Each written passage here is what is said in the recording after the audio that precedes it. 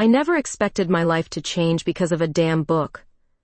There I was, scanning the shelves at Kingsley's Books in downtown Columbus, trying to distract myself from the foreclosure notice sitting in my truck's glove compartment. My writing school was circling the drain, and I needed something, anything, to take my mind off the impending doom.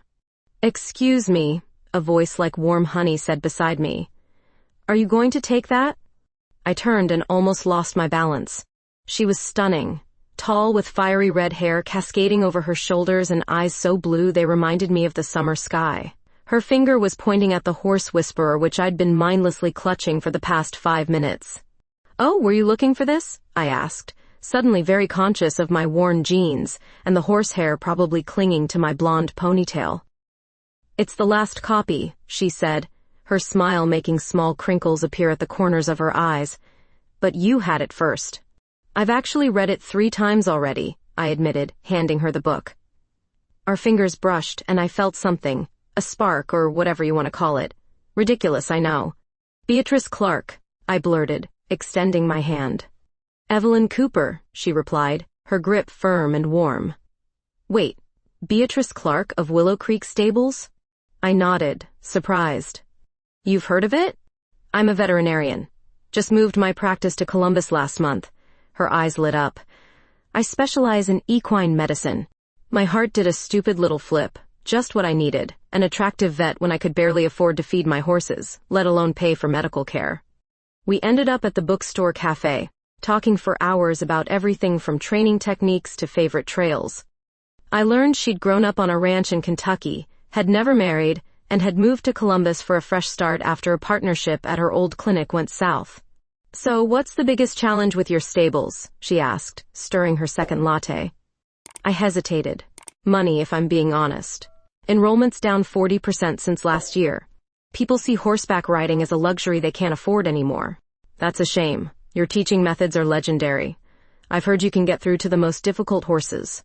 "And the most difficult riders," I laughed, pleased she knew my reputation.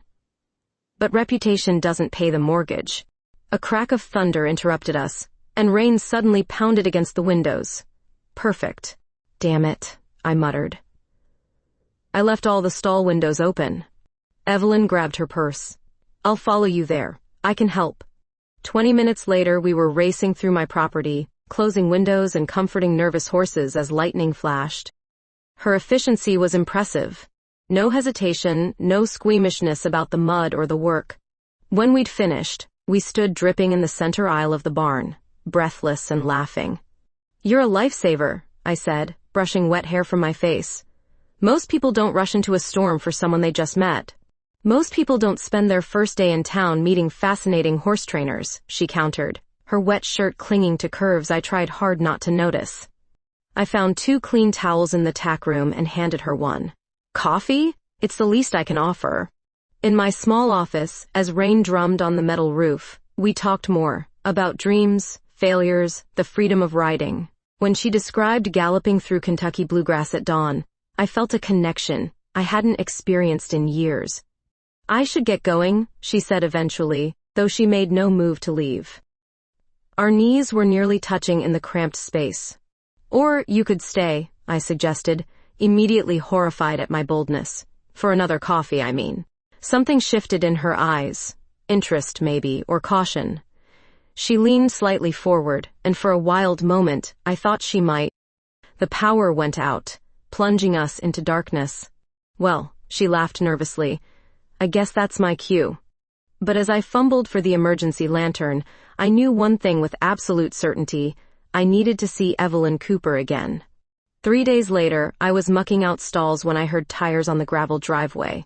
My mind immediately went to Evelyn, but I squashed the thought. She was probably busy saving animals or something equally noble. "Hello?" called that now familiar voice. "Anyone home?" I nearly dropped my pitchfork. Smoothing my hair, pointlessly, since I was covered in dust and hay, I walked out to find Evelyn Cooper leaning against a shiny blue truck, looking unfairly gorgeous in jeans and a crisp white button-down. "Hey there," I said, trying to sound casual. "Lost?" "Actually, I got a call about a horse with possible navicular syndrome." "Willow Creek Stables?" My heart sank. "Who called you?" "I can't really afford..." Mrs. Richardson. She said her daughter's horse needed checking and she'd cover it. The Richardsons were my wealthiest clients. Their daughter Lily rode Champion, my most valuable schooling horse.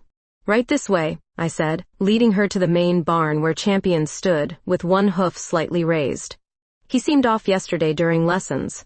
Evelyn transformed before my eyes. The somewhat shy bookstore woman became confident, methodical.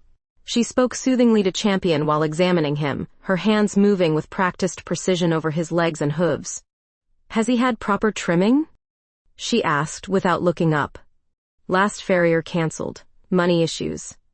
I hated admitting this. She nodded without judgment. I know a good one who might work with you on payments. After a thorough exam, she straightened up. Good news. Not navicular. He needs corrective shoeing and some anti-inflammatories. Relief flooded through me. Thank God. I can have the medications delivered tomorrow, and I'll call my farrier friend. I don't know how to thank you. She smiled. Coffee would be a start. This time in my small kitchen, I made us both cups while she examined the faded ribbons and photos covering my refrigerator. State champion, 3 years running, she said, pointing to a younger me on a black gelding. Lifetime ago, I said, handing her the steaming mug. Back when I had dreams of Olympic glory. What happened? Dad got sick. I came home to help, never left. I shrugged. No regrets, though. I love teaching. The conversation flowed easily. I learned she'd nearly made the Olympic veterinary team herself, but a relationship had derailed her plans. He wanted me to give up large animals, stick to house cats and pocket dogs, she said with a wry smile. He sounds lovely, I joked. She was, actually, in many ways. She said it casually, but her eyes tracked my reaction. I felt a flutter of something like hope. What happened? She chose her career over us. Moved to California. The kitchen suddenly felt very small. I could see a tiny freckle at the corner of her mouth that I hadn't noticed before. Their loss, I said softly. We were interrupted by thunder, another storm rolling in. We moved to the porch to watch it approach, the air heavy with electricity that seemed both meteorological and personal. I should check the horses, I said reluctantly. Together we battened down the stables, working side by side as if we'd done it for years. When rain started pounding the metal roof, we were safely inside the barn office. Seems like our thing, getting trapped by storms, she said, looking out the window at the downpour. Could be worse company, I replied, suddenly very aware of how close we were standing. She turned toward me, her face just inches away. Much worse. I'm not sure who moved first, maybe we both did. But suddenly her lips were on mine, soft and questioning. I responded immediately, my hand finding her waist as the kiss deepened. She tasted like coffee and something sweeter, possibility maybe. Her hands tangled in my hair as the storm raged outside, but I barely heard it over the drumming of my own heart. When we finally pulled apart, her blue eyes were wide with surprise, as if she hadn't meant for that to happen. I don't usually, she started. Me neither, I assured her. A moment of awkward silence passed before she laughed. Well, that was... Yeah, I agreed, unable to stop grinning. She glanced at her watch and frowned. I have appointments. I should go. Part of me wanted to beg her to stay, but I nodded. Of course. At her truck, she paused. I'll check on Champion in a few days? I'd like that. As I watched her drive away, the rain finally stopping, I knew I was in trouble. The kiss replayed in my mind, a bright spot in the growing darkness of my financial situation. But I couldn't afford distractions, no matter how blue their eyes or how soft their lips. The foreclosure notice wasn't a surprise, but seeing the final amount needed, $50,000 in 60 days, made my stomach drop. I sat at my kitchen table surrounded by bills, calculator in hand, trying to make impossible numbers work. A knock interrupted my financial spiral. Evelyn stood on my porch, holding a paper bag that smelled like heaven. Thought you might need breakfast, she said, looking concerned. You weren't answering texts. Had she texted?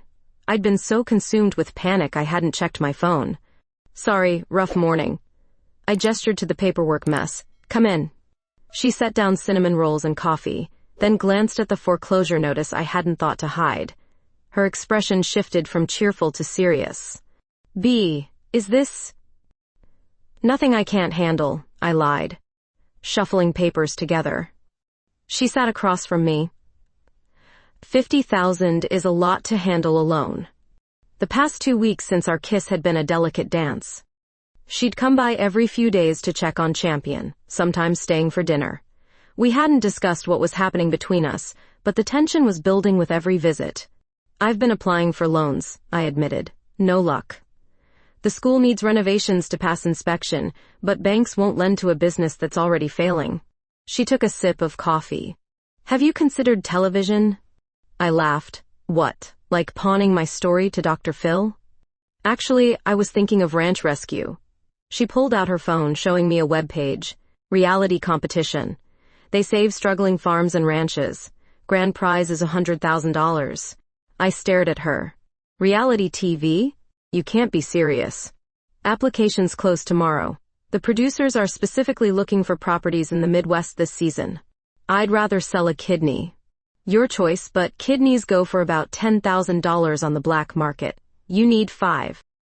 Despite everything, I laughed. That was Evelyn's gift, finding humor in darkness. "They'd never pick me anyway," I said. "Why not? You're photogenic, articulate, have a compelling story." She reached across the table, briefly touching my hand. "What do you have to lose?" 24 hours later, we were sitting side by side on my porch, filling out the online application. I felt ridiculous answering questions about my backstory and vision for the property, but Evelyn kept encouraging me. "They need video," I groaned, reading the final requirement. "I'll film it," she volunteered, already standing.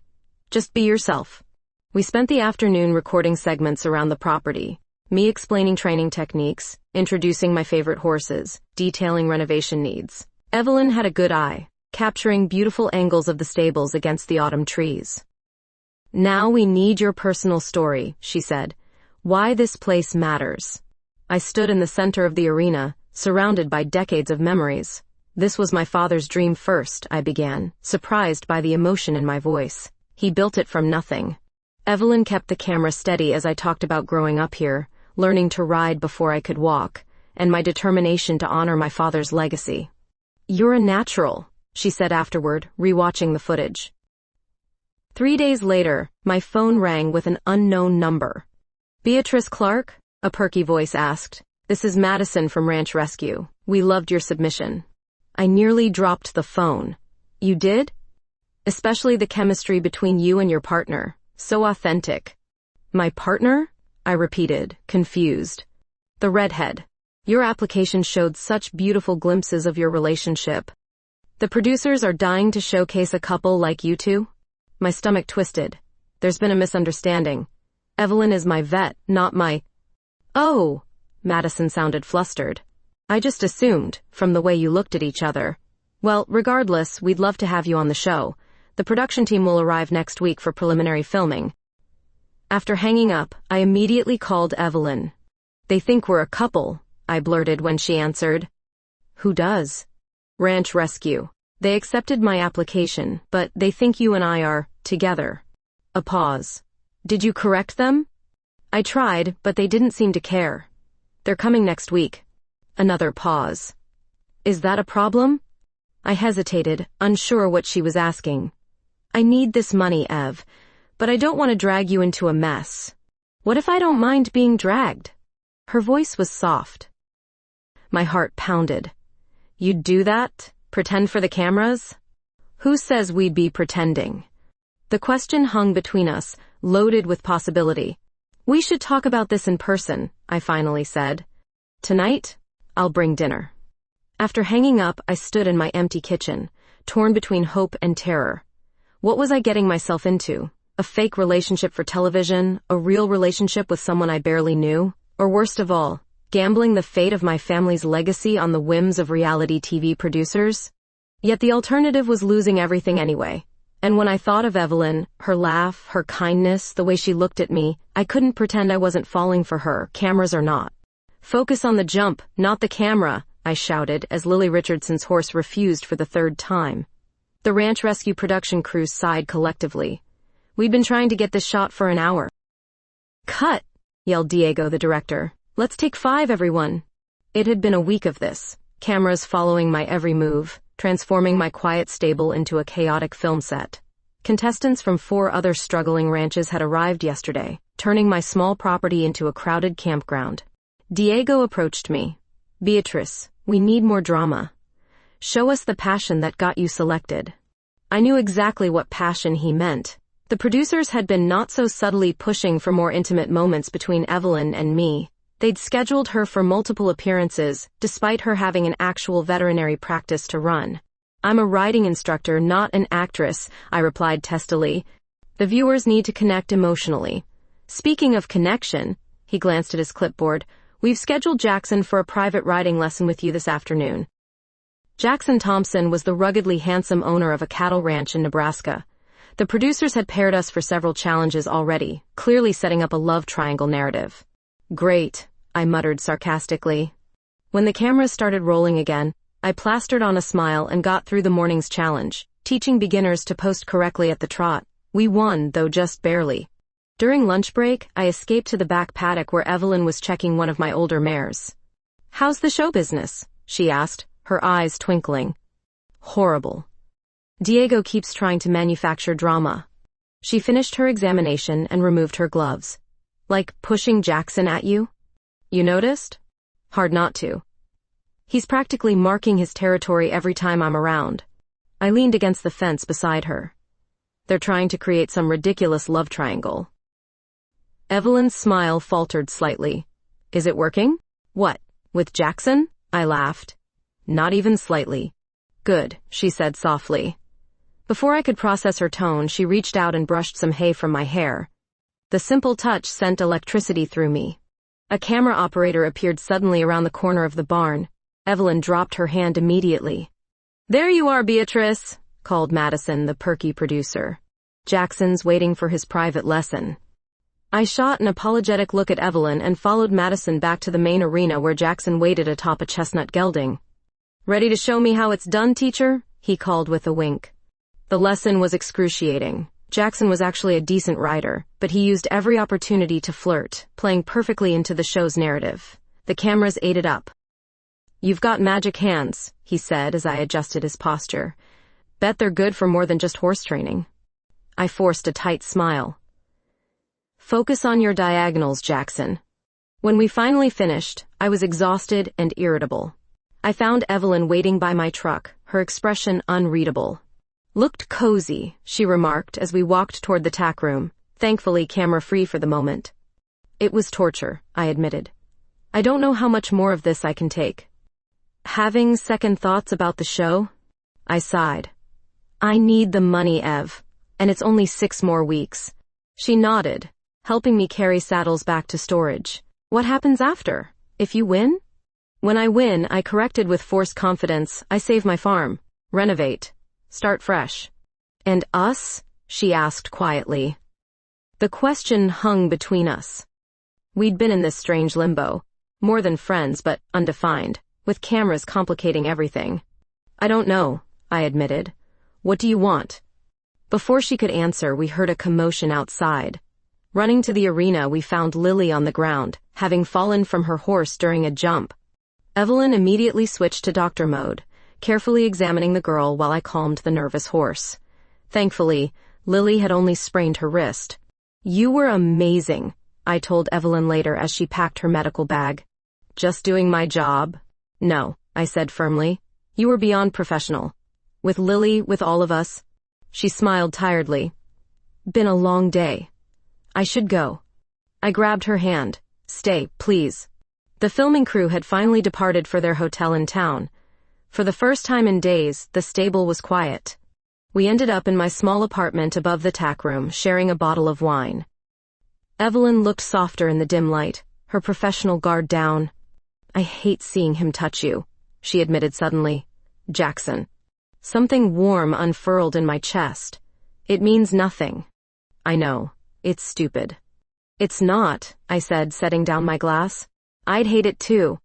I moved closer on the couch. Her breathing quickened as I gently pushed her hair back from her face. When I kissed her, she responded instantly, pulling me closer.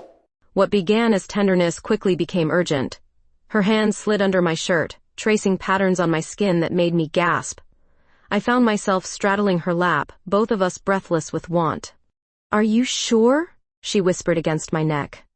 In answer, I pulled my shirt over my head. Her eyes darkened as she took me in. Then her mouth was everywhere, discovering me. We moved to the bed in a tangle of half-removed clothes and desperate touches. Later, as we lay entwined in sheets, her fingers traced lazy circles on my stomach.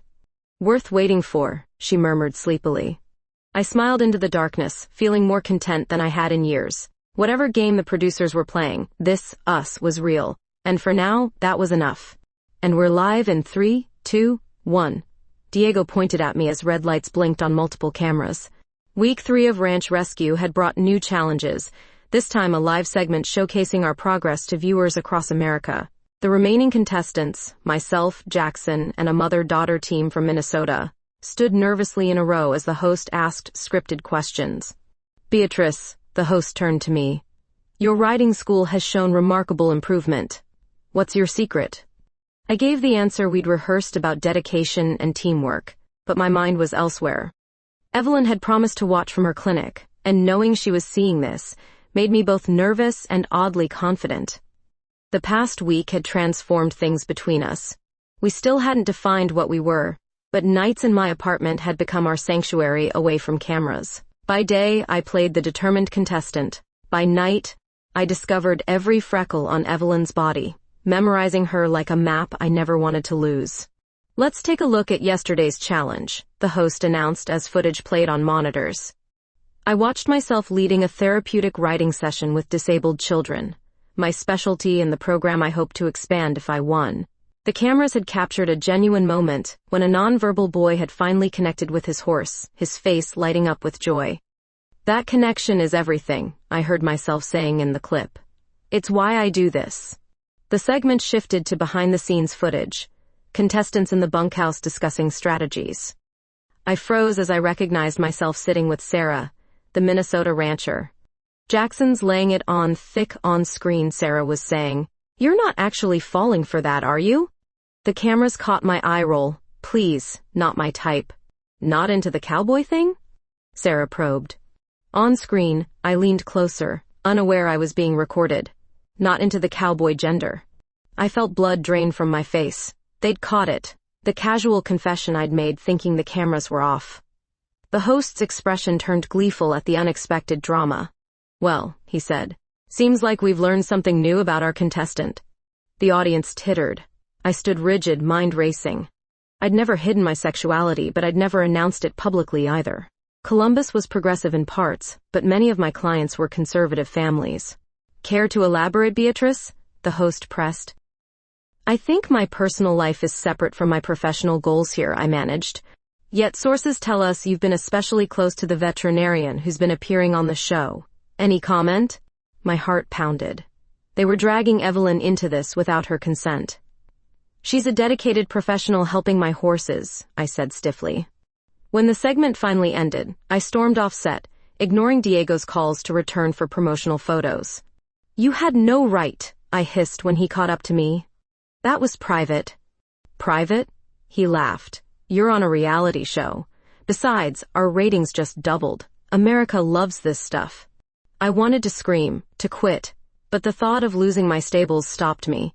Instead, I retreated to the barn where I found comfort in the familiar routine of evening feeds. My phone exploded with notifications, social media comments, text messages, even calls from reporters seeking statements. I ignored them all except one, Evelyn. "Are you okay?" Her text read. "I saw the show." Before I could respond, her truck pulled into the driveway.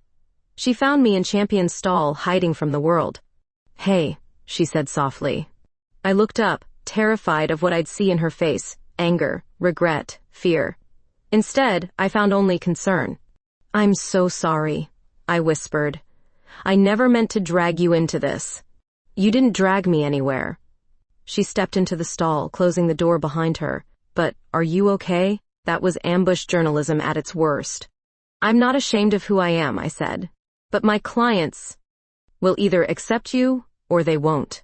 I leaned against Champion's warm side. "What about you? Your practice?" is strong enough to weather a little gossip.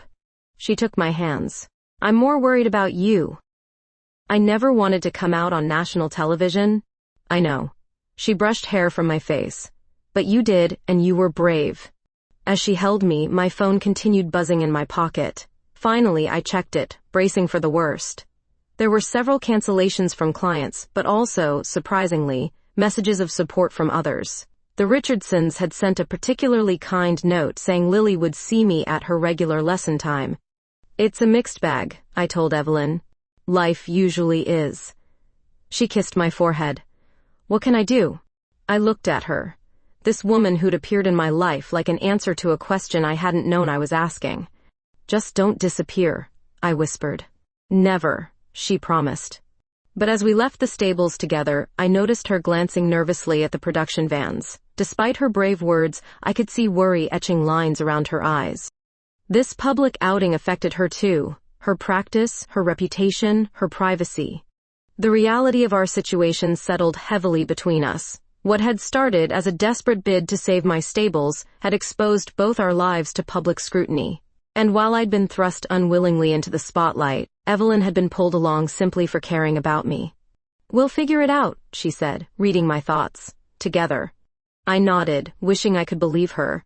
But as cameras captured our exit from the barn, I wondered if I'd sacrificed more than I'd bargained for. And worse, if I'd sacrificed something of Evelyn's that wasn't mine to give. The fallout came swift and merciless. By Monday morning, 3 families had formally withdrawn from my riding program.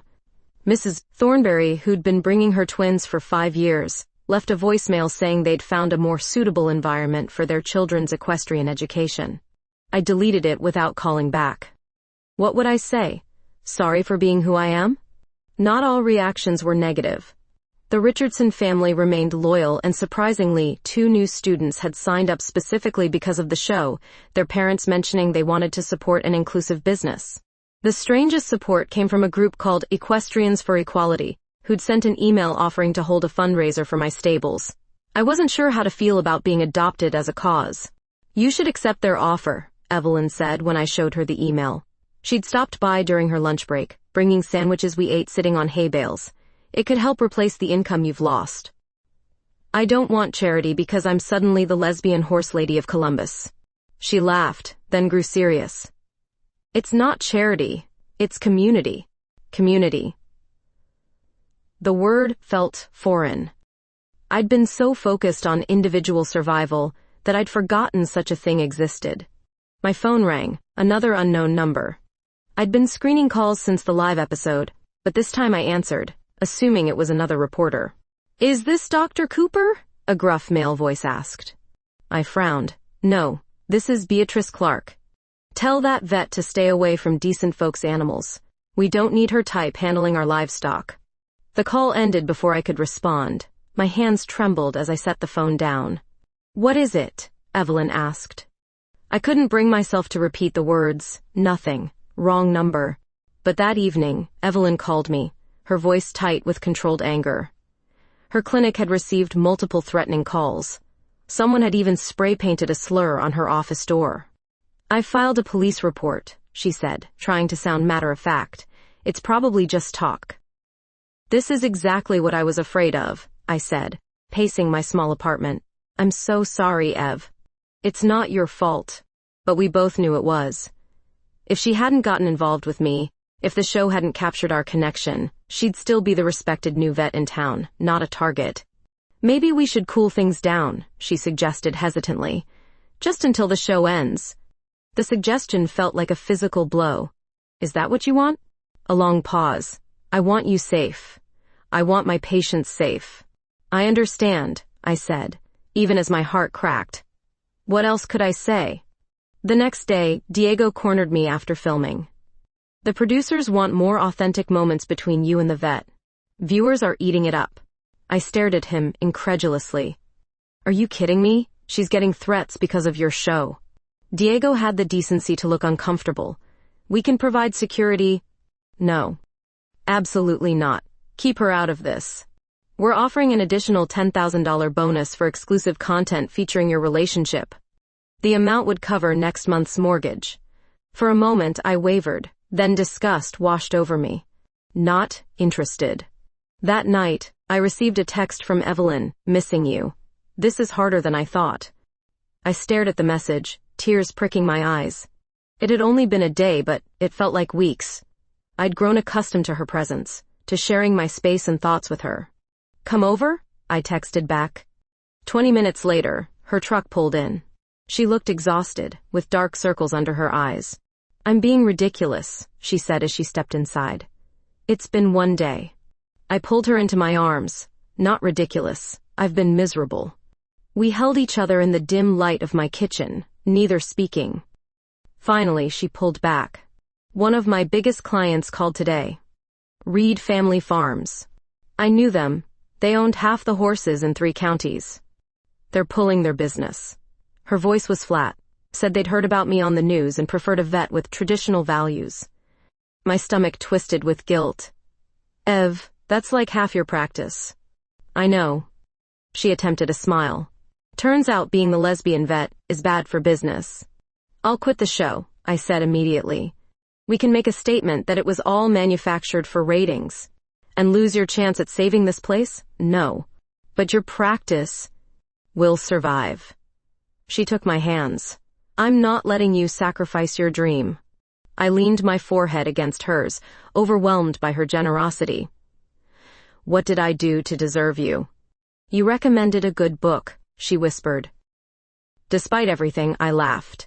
It felt like the first moment of lightness in days. Later, as we lay together in my bed, the weight of our collective troubles temporarily lifted. I traced the curve of her shoulder in the moonlight. We'll figure this out, I promised, echoing her words from days earlier. But as she slept beside me, I stared at the ceiling, wondering if there was a way forward that didn't require one of us to sacrifice everything. I'm done, I announced, storming into the production trailer where Diego and Madison were reviewing footage. Find yourself another dancing monkey. Diego looked up, irritatingly calm. Problem, Beatrice. You know exactly what the problem is. I slammed down the morning script on his desk. This calls for me to have a heart-to-heart with Jackson about my confusion over my feelings. I'm not confused and I'm not doing it. Madison fidgeted uncomfortably. The audience loves the triangle. There is no triangle. You're manufacturing drama at my expense. And worse, at Evelyn's expense. The past week had been brutal. Evelyn had lost 3 more major clients. Someone had left a dead rabbit on her clinic doorstep with a note saying unnatural. Meanwhile, the show kept pushing for more authentic moments, which in reality TV speak meant more exploitation. Diego sighed. You signed a contract? To save my farm, not to have my personal life turned into a circus. Either you drop this angle or I walk. And forfeit any chance at the prize money? You're 2 weeks from finals. He had me there and he knew it. My hands trembled with rage and frustration. What do you want? Diego asked finally. Stop pushing the love triangle. Stop ambushing Evelyn with cameras. And let me talk about my actual work here. The therapeutic writing program, the community outreach. Diego and Madison exchanged glances. We can probably work with that, he conceded. But we need something in return. What? An exclusive interview. You, talking candidly about your experience as a gay woman in a traditionally conservative industry. I hesitated. It wasn't ideal, but it was honest at least. Fine. But I approve the final edit. That's not how this works. Then neither do I. I turned to leave. Wait, Madison called. We can let you review it. Within reason. I nodded curtly. We have a deal. As I left the trailer, I spotted Evelyn's blue truck pulling in. She'd come to treat one of Jackson's horses that had developed colic overnight. My heart lifted at the sight of her, then immediately sank as I noticed a news van parked near the entrance. I intercepted her before she could get out. Heads up, press is here. Her face, already tired, fell further. Again? I just had it out with the producers. They've agreed to back off on filming you. She glanced toward the news van. Doesn't help with that. I took her hand, not caring who saw. Let me handle it. The reporter approached as soon as we stepped out. Dr. Cooper, can you comment on the allegations that your clinic is losing business due to your relationship with Miss Clark? Evelyn tensed beside me. Before she could respond, I stepped forward. My name is Beatrice Clark. If you have questions about what happens on my property, direct them to me. The reporter turned her microphone. Ms. Clark, viewers are curious about... My relationship with Dr. Cooper is personal. What isn't personal is that this show was supposed to be about saving struggling farms and ranches. Instead, it's become a vehicle for exploiting people's private lives. So you regret participating? I felt Evelyn's hand squeeze mine in warning, but I was beyond caution. I regret that genuine connections between people are seen as commodities to be packaged and sold. Dr. Cooper is here providing essential veterinary care to animals in need. That's the story worth telling. The reporter seemed taken aback by my directness. And what about the contest? Are you still competing for the prize? Absolutely. I'm here to save my writing school. Nothing's changed about that. After the reporter left, Evelyn pulled me aside. That was risky. I'm tired of hiding. Aren't you? Her expression softened. Yes, but also scared. Meet me at the big oak by the creek when you're done. There's something I need to tell you. 2 hours later, we sat on the wooden bench beneath the ancient tree, far from cameras and prying eyes. I almost quit today, I admitted. The show? B, you can't... I know, I didn't. I took her hands. But I realized something. I've been so focused on saving this place that I forgot why it matters. It's not just the buildings or the business. It's what happens here. The connections, the healing, like what happened between us. Her blue eyes studied me. What are you saying? I'm saying if I win, great. If I don't, we'll figure something else out. But I'm not sacrificing you or my integrity for a shot at prize money. Your father's legacy... My father would have hated what this show has become. He taught me that horses show us who we really are. Well, I need to be someone I'm proud of. Evelyn leaned forward and kissed me, soft and sweet. I'm already proud of you. The sound of approaching footsteps made us turn. Jackson stood there, looking uncomfortable. Sorry to interrupt, he said. They sent me to find you for the next challenge. I sighed, standing reluctantly. Duty calls. As I walked away with Jackson, I looked back at Evelyn sitting alone beneath the oak. Whatever happened in the competition, I'd already found my prize. Finals week. The air at Willow Creek Stables crackled with nervous energy as production crews set up equipment for the last episode. Only Jackson and I remained in the competition, the Minnesota team having been eliminated the previous week. Ready for this? Jackson asked as we watched the commotion from the fence line. As I'll ever be. Despite our manufactured rivalry, we'd developed a genuine respect for each other. For what it's worth, he said quietly, I hope you win. I looked at him in surprise. Thought you needed the money for your cattle operation. He shrugged. I do. But this place, what you do with these kids in your therapeutic program, it matters more. Before I could respond, Diego called us over to explain the final challenge. We each had to create and perform an original writing routine that showcased our property's unique value. We had 3 days to prepare. Make it spectacular, Diego emphasized. This is for all the marbles. Later, as I brainstormed routine ideas in the arena, Evelyn arrived with coffee and encouragement. What if we work together? She suggested. A synchronized routine to show how your therapeutic approach works with both rider and horse. We? I raised an eyebrow. You ride? She grinned. 3-time Kentucky Junior champion. Did I never mention that? For the next 2 days we practiced intensely. Me on champion, Evelyn on midnight, my father's old gelding. We choreographed a routine that demonstrated the harmony between human and horse, the very foundation of my teaching philosophy. The night before the final, we sat in the darkened arena, exhausted but satisfied with our creation. When this is over, I said, whatever happens, I want you to know you changed everything for me. She looked at me in the dim light. How so? I was just surviving before. Going through motions, trying to hold on to something from the past. You made me see a future. Her hand found mine in the darkness. I see it too. On competition day, the stables transformed into a television set. Bleachers had been erected for an audience of local townspeople, contestants' families, and show executives. Camera cranes swooped overhead, capturing every angle. Jackson went first, performing an impressive cattle-herding demonstration that showcased his ranch's heritage. The crowd cheered appreciatively as he finished with a dramatic sliding stop. As we prepared to enter the arena, I noticed Evelyn's hands trembling slightly. Nervous? I asked. Terrified, she admitted. What if I mess this up for you? I took her face in my hands. You couldn't if you tried. When the announcer called our names, we rode in side by side. The music began, the instrumental piece we'd selected for its building intensity. We started at opposite ends of the arena, mirroring each other's movements, then drawing closer with each maneuver. The routine told our story: separation, discovery, connection. As we moved in perfect synchronization, I felt something transcendent happening. This wasn't just a performance, it was a declaration. We executed the final move, our horses crossing paths as we reached out and briefly clasped hands, then halted center arena, facing the audience. The crowd erupted in applause, many rising to their feet. I looked at Evelyn, her face flushed with exhilaration, and couldn't resist. I leaned across the space between our horses and kissed her, quick but unmistakable. The cheers grew louder. Even through my happiness, I registered that some audience members were leaving their seats in protest. I couldn't bring myself to care. That wasn't in the routine, Evelyn whispered, smiling. Improvisation, I replied.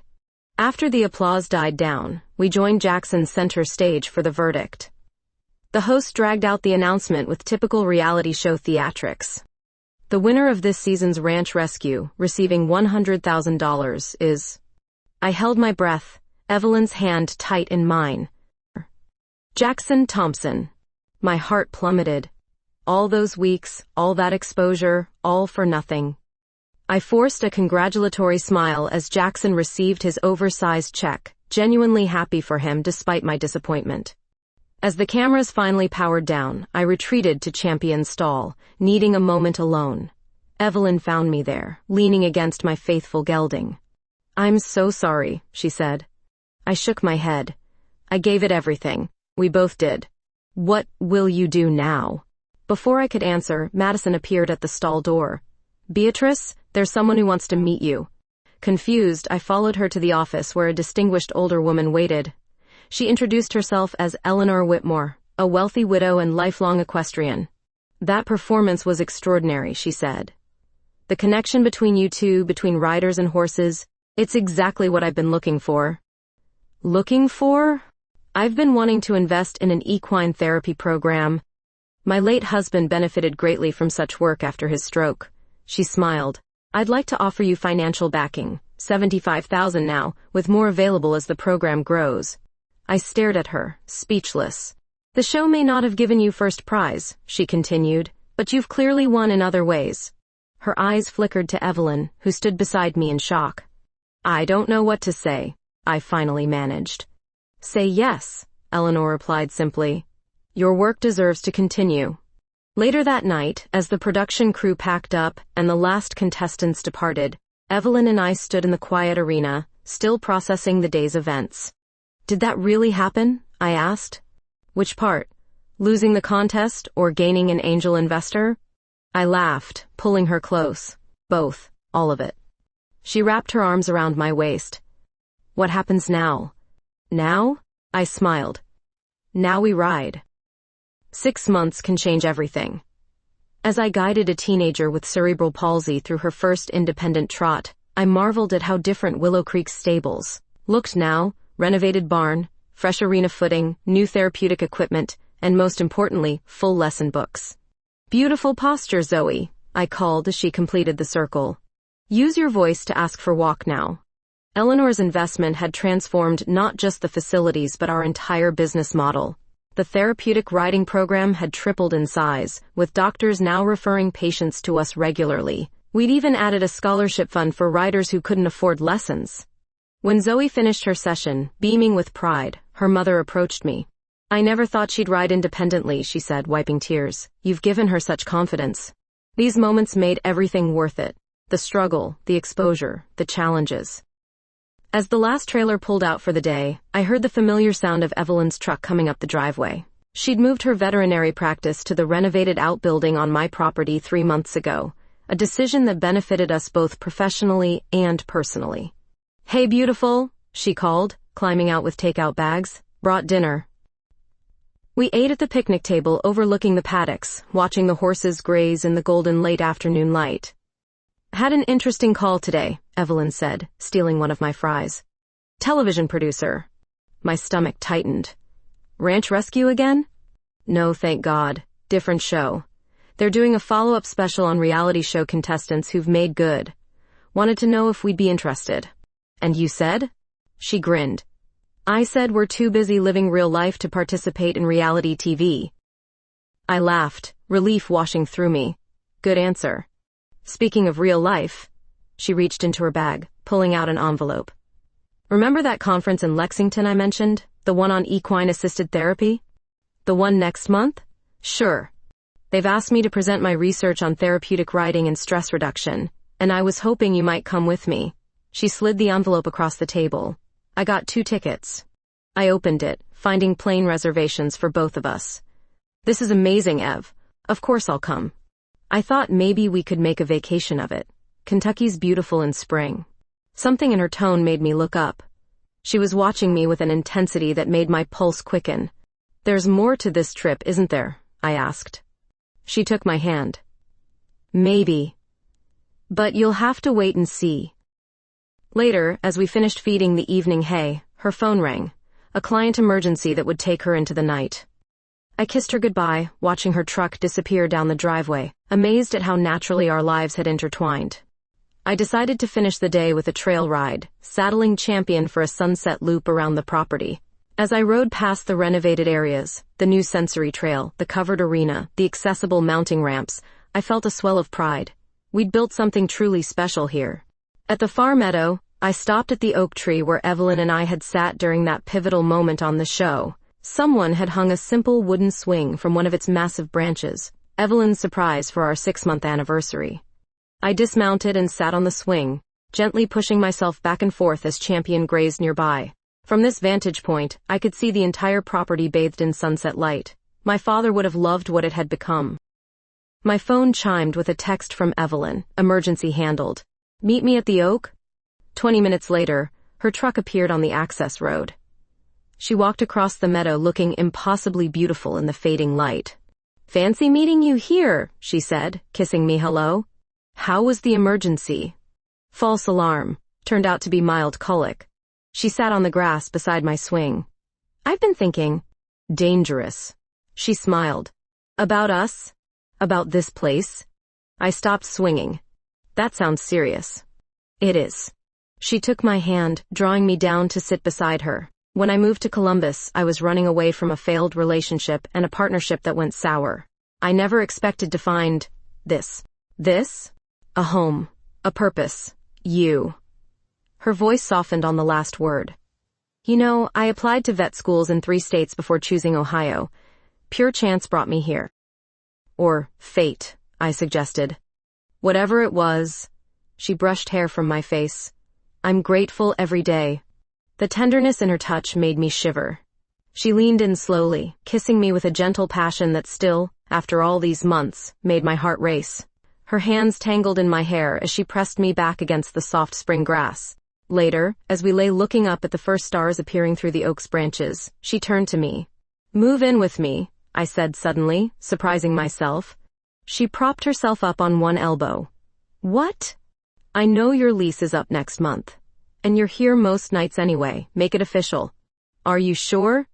It's a big step. I nodded. I've never been more sure of anything.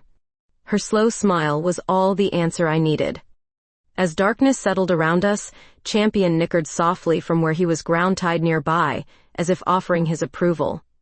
I think that's a yes from everyone, Evelyn laughed. We rode back to the stables together, Evelyn on Midnight, me on Champion, planning our future with each step. Not the future I'd imagined when I'd desperately applied to Ranch Rescue, but something far better, authentic, hard-won, and entirely ours.